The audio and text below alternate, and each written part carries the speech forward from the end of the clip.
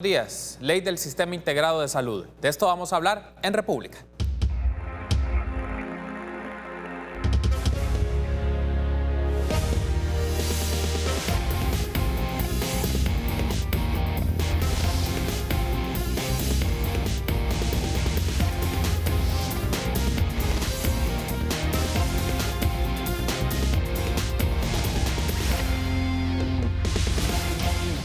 Muy buenos días, qué gusto que nos acompañe en una nueva edición de República. Les saluda Carlos Monterrosa, es un agrado que esté con nosotros por la mañana, viernes 3 de mayo del año 2019, dedicados a analizar diferentes temas de la realidad de nuestro país. Hoy lo vamos a hacer un poco de la salud pública. Vamos a hablar de la Ley del Sistema Nacional Integrado de Salud, que recientemente fue aprobada en la Asamblea Legislativa. Ayer en la plenaria fue aprobado dicho marco legislativo. Y es un gusto para mí recibir a Violeta Mengíbar, ministra de Salud.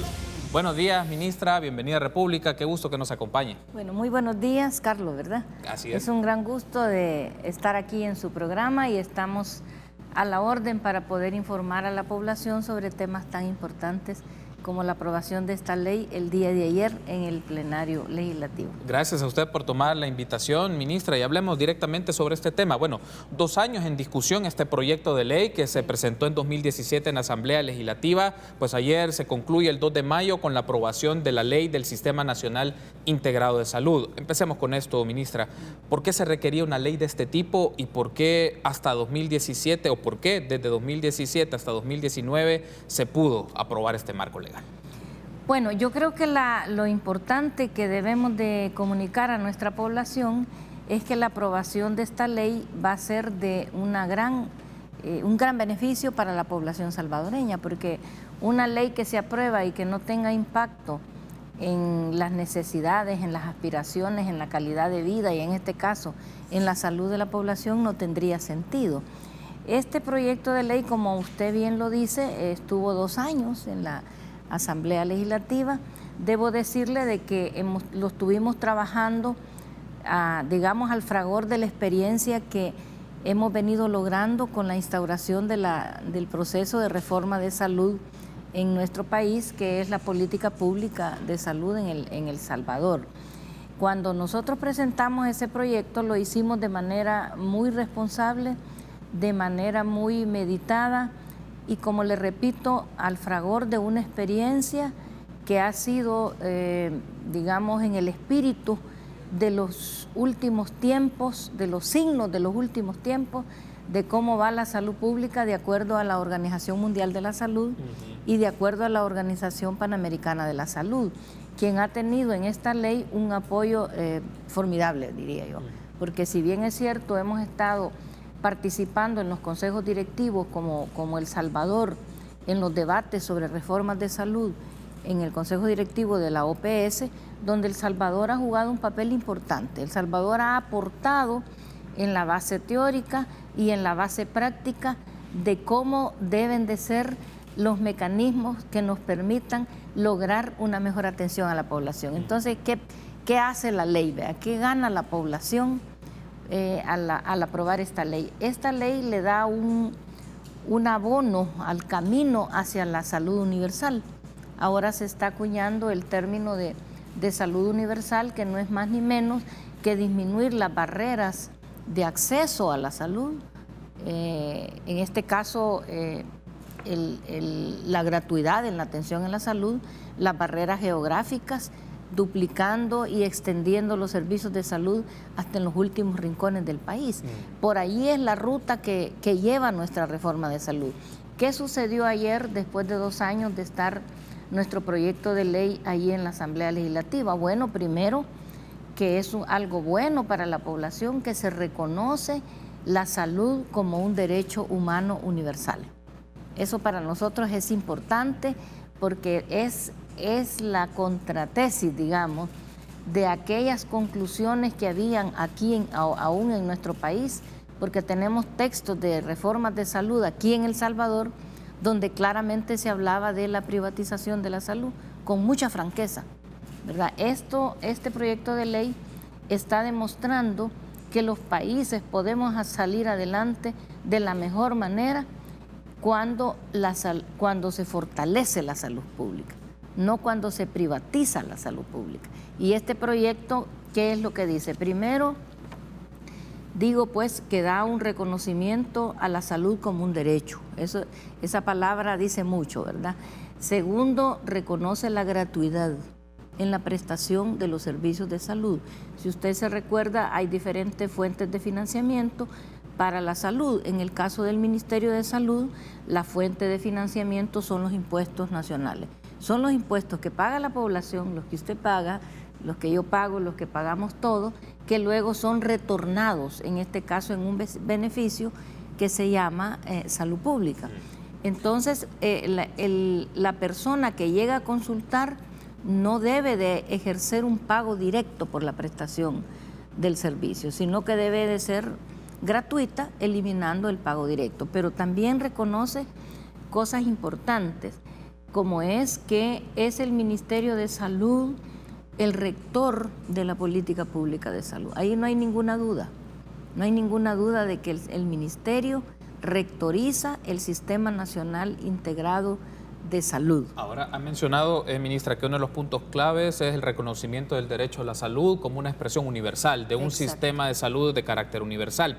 Nos ha mencionado que un poco la experiencia que derivó en el ejercicio del gobierno en el Ministerio de Salud dio la pauta para que en 2017 se presentara este proyecto de ley. Ahora bien, hay un asunto acá. Pensando, por ejemplo, en la gente que nos sintoniza, los ciudadanos y ciudadanas que están a la expectativa y que continuamente el sistema de salud público es su principal referencia de atención médica, aquí hay un aspecto. ¿Cómo la implementación de este marco legal transforma las condiciones del servicio de salud? Por ejemplo, lo primero que la gente puede pensar es rapidez en la atención, accesibilidad de medicamentos. ¿Cómo este marco legal se conecta con esa condición más cotidiana de los ciudadanos? Este marco le da varias cosas, ¿verdad? Y voy a empezar por una que es un ordenamiento del sistema, es administrativo del sistema, que repercute en la población, pero voy a explicar también sus preguntas. Por ejemplo, en los 10 años estamos en el primer decenio de que nuestra reforma de salud está avanzando en el país, con resultados que, si usted nos da tiempo, podemos mencionar los indicadores que hemos logrado en estos 10 años. ¿Cuál es el elemento que en nuestra experiencia de 10 años de reforma de salud hemos dicho, y lo hemos dicho públicamente, lo hemos discutido en privado, que es la parte de la reforma de salud que ha estado más débil? ¿Cuál es esa parte que ha estado más débil? Que las instancias proveedoras públicas de salud tenemos un modus operandi que es un tanto disperso. Cada una de ellas tiene su propio cuerpo de ley. El que no hayamos logrado, aunque empezamos en este quinquenio y hay ejemplos de que comenzamos a integrar el sistema, es absolutamente insuficiente. El sistema está fragmentado. Uno de los defectos, digamos, de la forma en que se organiza un sistema público de salud es que hemos estado muy fragmentados. El FOSALUD con su propio proyecto de ley que lo rige, el Seguro Social el propio, el Bienestar Magisterial el propio, y ahora estamos dando los primeros pasos para que haya, para una mayor eficiencia en la atención en salud a la población, para lograr una mejor cobertura de ciudadanos y ciudadanas bajo el manto, digamos, de la salud pública, y para que haya mejor eficacia y eficiencia en los resultados, necesitamos ir disminuyendo esa fragmentación. Que todos, como lo dice este proyecto de ley, que para mí este proyecto de ley es el inicio de ir erradicando la fragmentación del sistema público de salud. Vamos a irlo integrando progresivamente, y el proyecto define 10 herramientas de integración a donde vamos a tener que irnos juntando, y además las instituciones, porque el sistema se forma de 9 instituciones, de las cuales 8 son públicas. Ahí está el Seguro Social, el Ministerio de Salud, Bienestar Magisterial, el IRRI. Bueno, somos 6 proveedores de salud, pero además se agrega la Dirección Nacional de Medicamentos, por razones obvias, sí, que tiene que estar en el sistema, porque medicamentos es un rubro y una actividad permanente en la prestación de servicios. Pero ahora se agregan 2 instancias que antes no existían. Ahora se agrega el Ministerio de Educación a través de la Dirección Nacional, de la Dirección de Educación Superior. ¿Por qué?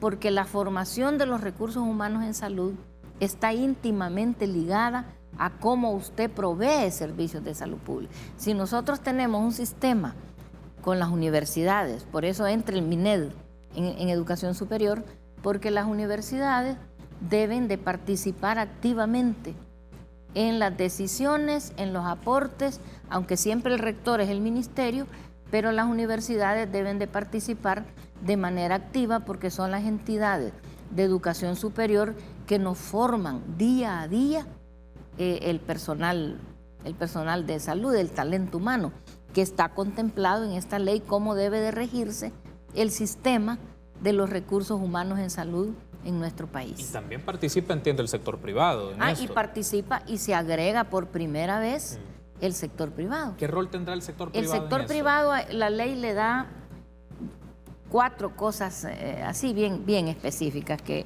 son muy importantes. Una de ellas es que el sector privado debe de participar en la elaboración de la política nacional de salud. El sector privado debe de informar de manera obligatoria todas aquellas enfermedades, reportarlas al Sistema Único Nacional, Sistema Único de Información de la Salud, que ya lo tiene el Ministerio, que está bien avanzado. Antes los reportes informáticos de la salud, epidemiológicos y de todo tipo, eran solo los del Ministerio. Por eso es que salían cifras menores, ¿verdad? Cifras menores de dengue, cifras menores de cáncer.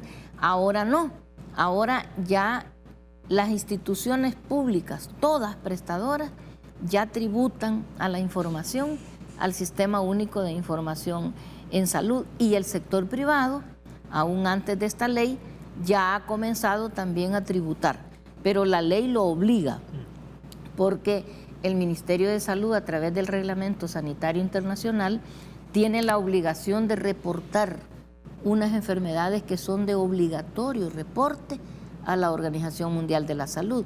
Entonces, esos reportes no deben de ser solo de las instituciones públicas, y se obliga, digamos, de manera correctamente dicha, al sector privado, que debe de aportar información para tener datos no parciales, sino que tener datos de país. Pero ¿qué otra cosa le confiere, digamos, al sector privado?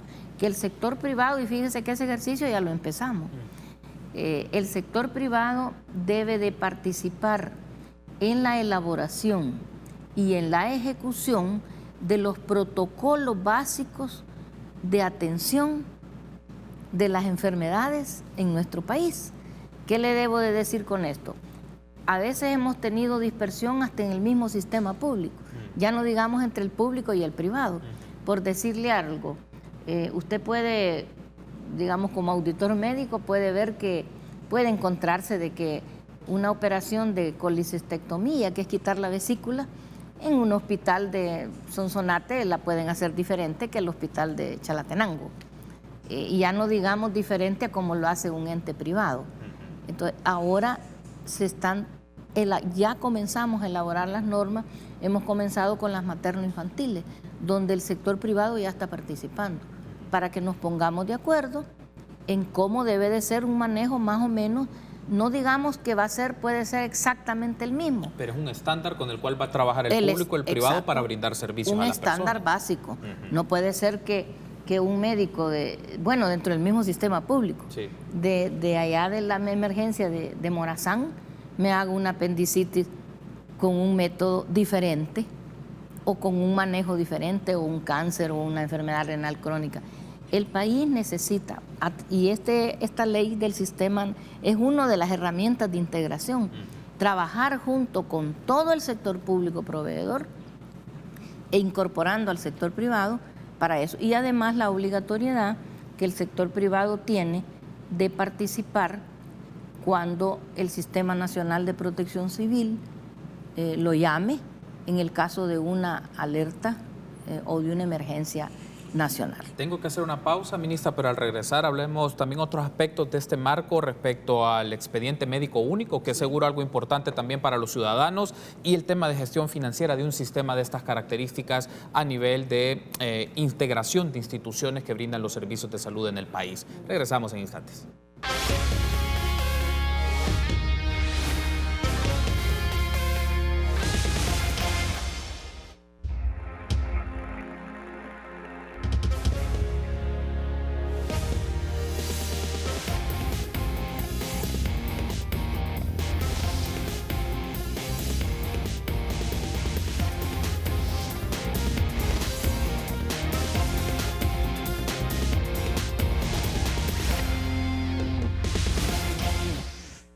Gracias por ser junto a nosotros en República. Continuamos platicando con Violeta Mengíbar, ministra de Salud. Hablamos de la aprobación de la ley del Sistema Nacional Integrado de Salud y algunos asuntos de salud pública que vamos a desarrollar en este segmento.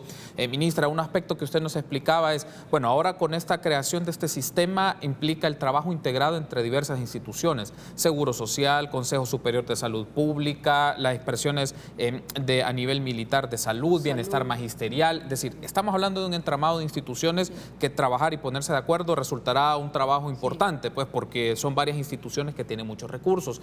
Pero uno de los aspectos que usted nos hablaba también es la configuración de un sistema único de información, que es un registro de datos que se van a tener de todos los tipos de enfermedades, tanto desde el sector privado como el sector público. Aquí hay un aspecto más particular para los ciudadanos y ciudadanas, ministra, es el expediente médico 1, es decir, ¿cómo se va a lograr un proceso de digitalización de archivos impresos que en algunos casos hospitales, instituciones del Seguro Social lo tienen todavía de manera impresa? O sea, vienen trabajando con un esquema de mucho tiempo atrás y ahora digitalizar esto y sobre todo proteger los datos personales. ¿Cómo se va a lograr esto, ministro? Bueno, el Sistema Único de Información en Salud es una de las decisiones estratégicas más importantes que se han tomado en estos últimos 10 años de reforma.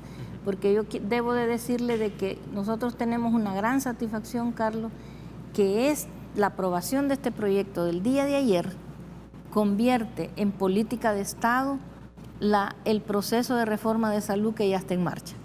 Y además le agrega cosas nuevas, pero ratifica una serie de aspectos que ya están iniciados por la reforma de salud, como por ejemplo queda ya por ley el modelo de atención en salud que hemos llevado en estos 10 años, que es la atención a la familia, a la persona, a la comunidad, los equipos comunitarios de salud, las redes integradas e integrales de salud para que se coordinen, porque ahora hay una mejor coordinación entre unidades de salud, hospitales de segundo nivel y los hospitales de tercer nivel. Porque ¿qué sucede? El paciente sufre, digamos, pasa el periplo del sistema público de salud, le diagnostican, tiene una persona que vive con diabetes allá en un cantón.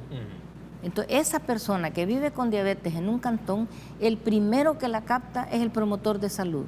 El promotor de salud le descubre los riesgos que podría tener esa persona una diabetes. Después él pasa a la unidad de salud, luego pasa una que es especializada, donde hay un médico internista, hasta que llega al Hospital Rosales, a que se le atienda de la mejor manera. Y el Hospital Rosales lo regresa a ese paciente para que vaya a ser visto y no vaya a ser descuidado hasta en el último eco de nuestro país. A eso se llama actuar en el sistema en una especie de red, de redes integradas e integrales de salud que ya están instituidas acá. El Sistema Único de Información en Salud ha sido ordenado en estos 10 años, definitivamente. Es uno de los aspectos, de los legados más importantes que deja la reforma de salud. Y específicamente, de ahí se deriva, si no hay un sistema único informático en salud bien montado, bien diseñado, logísticamente bien hecho, que ahora le voy a decir, si ustedes hacen una investigación, nosotros tenemos como cerca de 3,000 promotores de salud, un poco menos. La mayoría de ellos hoy andan con su tablet. Ellos manejan una tablet. Y ese promotor de salud, en su tablet, tiene el diagnóstico de salud de su cantón, el diagnóstico de salud de su comunidad. Y tiene cuál es el perfil epidemiológico que sufre esa comunidad. Tiene, si el problema allí son las diarreas, si son las infecciones respiratorias, tiene marcado ahí en su humilde instalación del eco cuántos diabéticos tiene, cuántas mujeres embarazadas tiene, cuánto embarazo adolescente tiene, cuántas personas tienen cáncer. Entonces el sistema informático está georreferenciado. Por eso es que usted va donde un promotor de salud y lo ve con su tablet, porque a todos les hemos dado su tablet. Usted le pregunta, deme cuántas personas tiene diabéticas en su cantón, y él se las va a dar. Deme cuántas embarazadas están con signos vitales y están en riesgo. Ahí se lo va a dar, porque lleva un orden en su mapa de las enfermedades que tiene, y además con la población construye el plancito de salud. Es un modelo exitoso. Todo ese sistema de información, entonces, que usted menciona, ministra, que viene sistematizándose desde el trabajo más territorial. Una pregunta hasta que me arriba, hasta la máxima instancia. El tema es, ¿esto cómo logra que se transmita en servicios de salud efectivos, vale, a la persona eficiente? Por ejemplo, puedo entender que se registra, se tiene el expediente único, pero ¿cómo se logra que una persona que esté en un cantón, que esté en la zona rural, pueda ser atendida por una enfermedad crónica con rapidez y que no tenga la importancia la importancia de los sistemas informáticos. Por eso es que hoy los países que van avanzando en la inteligencia artificial son aquellos que van teniendo mejores resultados. Si nosotros no es posible que usted intervenga en el proceso de salud de enfermedad si no tiene información. Los sistemas informáticos que ha montado el Ministerio de Salud nos permiten. Usted sabe que en el caso de dengue nosotros tenemos mapeadas los 262 municipios. La Dirección de Vigilancia Sanitaria sabe perfectamente cuáles municipios de los 262 son amarillos, son verdes, no hay nada de dengue, son anaranjados, porque tenemos la vigilancia se ha desarrollado de tal manera, de la vigilancia múltiple, ¿verdad? Vigilancia epidemiológica, vigilancia de laboratorio, porque hacemos pruebas de laboratorio para confirmar enfermedades, la vigilancia de los vectores, la vigilancia clínica, y ahora se lleva a cabo una vigilancia sanitaria, lo que nosotros le llamamos con determinación social. Cuando usted analiza la diarrea, no solo va a analizar cuántos asientos hace esa persona, va a analizar a qué número de asientos llegó al servicio, porque lo ideal es que un niño con sus primeros 2 vómitos o sus primeras 2 diarreas ya debe de ir al establecimiento de salud. Los que se nos mueren son aquellos que después de 17 asientos llegan al servicio de salud, cuando el niño ya es bien difícil salvarlo. Pero si usted tiene mapeadas que esa casa no tiene agua potable, por ejemplo, se mira la determinación social. Entre menos agua potable tenemos en el interior de nuestros hogares, las diarreas son mayores, la tifoidea es mayor, las enfermedades renales son mayores por lo de la deshidratación, etcétera, etcétera. Entonces, el sistema único de información, que ahora ya reportan todos, incluso el sector privado, ya también reporta. Cuando nosotros damos los datos de la mortalidad materna, ahí van los datos de las mujeres que han fallecido en el sector público y en el sector privado. Y el expediente único es a lo que aspiramos. Eso ya va en camino. Nosotros tenemos un sistema de información de atención al paciente y ya están instalados en varios hospitales los expedientes en línea. Ya están. Pero ¿a qué queremos llegar? A lo que se llama al expediente único electrónico. ¿Qué quiere decir? Que usted, Carlos, Dios no lo quiera, ¿va? Usted está inscrito territorialmente en San Salvador, no sé, ¿va? En Seguro Social o en... Entonces, pero usted va para Morazán y en la carretera desgraciadamente tiene un accidente. Entonces, inmediatamente lo llevan o al seguro de San Miguel o al seguro o al hospital del ministerio. Entonces, el expediente único lo que tiene es que donde quiera que usted llegue, ya solo da su DUI y entonces le aparece en la pantalla los datos al médico los datos. Ya nosotros hicimos para ir avanzando en esto del expediente único, ¿qué gana la población con esto? No es lo mismo que usted llegue y está en la lista, en el salón de espera ahí, que el médico lo pase. Pase el paciente Carlos y entonces lo sientan, cómo se llama, a dónde vive, cuántos años tiene. Eso ya va a estar digitado con los mismos datos del DUI. Ya hicimos un convenio con el Registro Nacional de las Personas Naturales y al menos los arriba de 18 años, en el expediente ya cuando se mete el DUI del paciente, entonces al médico ya le aparece toda esa... Y además al médico de Morazán le aparece el expediente del paciente que ven en San Salvador. Eso le significa, explico? sí, claro, doctora, Sí. eso le significa, pero también a los doctores, ministra, que ellos tengan el equipo tecnológico para hacer esa verificación, sí. Porque, por ejemplo, si está registrado a nivel nacional o solo a nivel del área metropolitana, pero afuera, ante el ejemplo que usted mencionaba, está en una situación un poco complicada si el médico no tiene acceso al archivo. Ese es un punto, y el otro es, por ejemplo, una persona se pregunta, ¿yo puedo tener acceso a mi expediente médico único, a mis propios datos digitales? Porque una de las cosas aquí es que tanto también yo llevo registro de todo mi historial médico, todas las decisiones médicas, todos los tratamientos. ¿Esto, el ciudadano va a tener acceso a este tipo de información? Sí, el ciudadano tiene acceso. Es que lo que pasa de que, de acuerdo a las leyes con el enfoque de derecho, el facultativo debe de explicarle al paciente qué es lo que tiene, qué procesos se le están haciendo, cómo se le va manejando.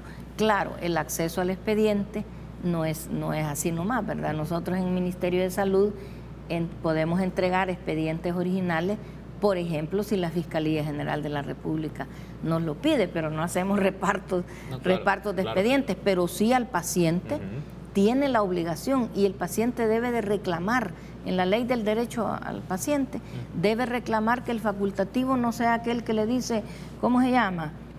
Bueno, usted lo que tiene es un cáncer y lo vamos a pasar para allá para que le... No, se le tiene que explicar, se tiene que conversar con él, se le tiene que decir, mire, hay este tipo de exámenes que se le van a hacer y este es el riesgo que usted tiene, si usted cumple se puede curar, etcétera, etcétera. Que haya una comunicación, que haya una relación simétrica entre el paciente y el facultativo. El facultativo tiene más información que el paciente, pero el facultativo debe transmitirle información al paciente sobre su enfermedad.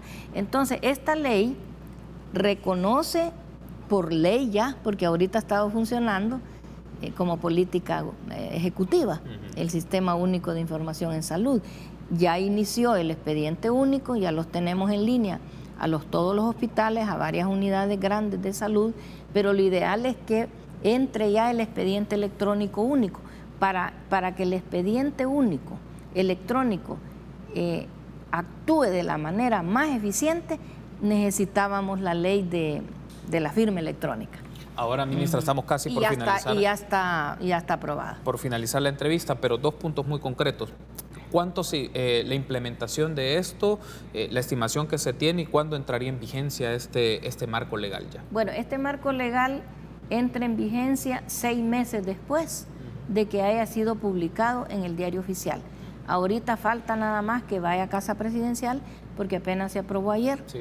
Nosotros tenemos entendido que el presidente Salvador la va a sancionar sin mayor problema, y una vez que aparezca en el Diario Oficial, 6 meses después comienza la vigencia de la ley. Y además, después de los 6 meses de entrar en vigencia, se dejan 6 meses más para la elaboración del reglamento general y otros 3 meses más para la elaboración de reglamentos como más especiales. Y bueno, a nosotros nos da mucha satisfacción. Por ejemplo, aquí están los 10 instrumentos de integración que deben de llevar a cabo todas las instituciones para poder seguir integrando paulatinamente y progresivamente. Por ejemplo, en lo del Sistema Único de Información ya vamos avanzado. Por ejemplo, en la elaboración de protocolos conjuntos ya vamos avanzado. La ley dice de que las instituciones públicas, no las privadas, ¿verdad? Las instituciones públicas deben de ponerse de acuerdo en la negociación de las compras conjuntas de medicamentos. ¿Por qué? Porque si hacemos unas buenas compras conjuntas Mire, el sistema público de salud invierte millones anuales en la compra de medicamentos. Si lo hacemos de una manera de compras conjuntas y está por ley, eso nos va a facilitar a obtener medicamentos más baratos. Por ejemplo, nos va a ayudar a tener ahorros.